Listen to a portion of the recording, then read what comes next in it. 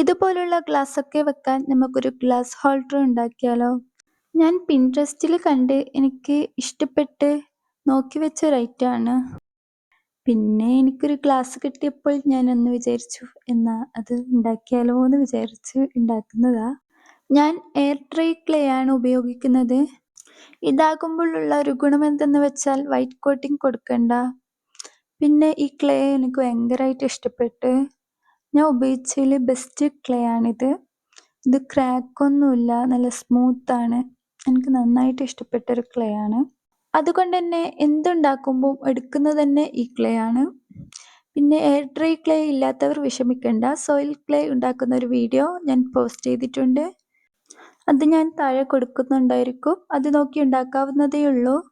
ഇതിനെ നീറ്റാക്കി എടുക്കാനാണ് കുറച്ച് സമയം പിടിക്കുന്നത്.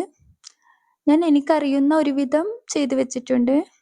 ഈ ടൂൾസൊക്കെ ഞാൻ ഓൺലൈനിൽ വാങ്ങിയതാണ്. ഇത് കുറേ ടൂൾ സെറ്റാണ്. മിക്കതിൻ്റെ ഉപയോഗം എനിക്കറിയില്ലെങ്കിലും അറിയുന്നത് കൊണ്ട് ഞാൻ ചെയ്യുന്നുണ്ട്. ഇതുപോലുള്ള വീഡിയോസ് ഞാൻ പോസ്റ്റ് ചെയ്തിട്ടുണ്ട്. ഇഷ്ടമുള്ളവർ ഒന്ന് കണ്ടു നോക്കണേ. നമ്മുടെ ഗ്ലാസ് സ്റ്റാൻഡ് ഇവിടെ റെഡി ആയിട്ടുണ്ട്. ഇത് ഡ്രൈ ആയ ശേഷം ഇനി പെയിൻറ് ചെയ്ത് കൊടുക്കാം.